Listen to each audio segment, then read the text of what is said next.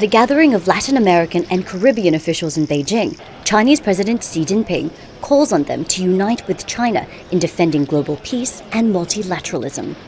In the face of the bloc confrontation and the surging tide of unilateralism and protectionism, China would like to join hands with the Latin countries to seek development and prosperity and build up a China-Latin American community of a shared future. Trade between China and the region exceeded $500 billion for the first time last year. Xi has vowed to further deepen economic ties, announcing a $9.2 billion credit line to support development and a visa-free arrangement for 5 Latin American countries. It was his first public statement since China and the U.S. slashed reciprocal tariffs and agreed to a 90-day pause. He said there can be no winners in a trade war, and hegemony only leads to isolationism.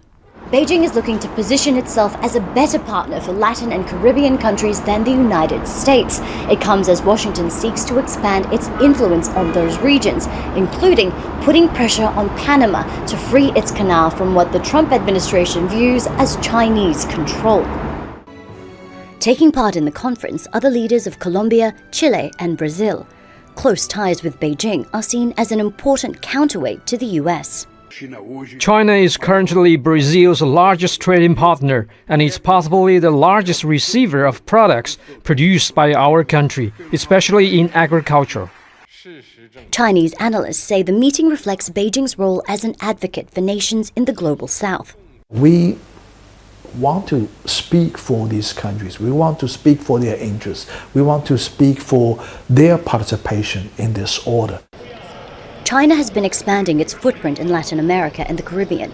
More than a dozen nations are partners in its Belt and Road Infrastructure Initiative, and about 200 projects have been launched.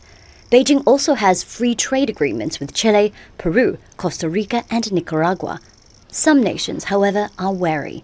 They fear China may be looking to offload cheap goods as a result of overcapacity, and have imposed tariffs on Chinese steel to protect their domestic manufacturers. Katrina Yu, Al Jazeera, Beijing. Make sure to subscribe to our channel to get the latest news from Al Jazeera.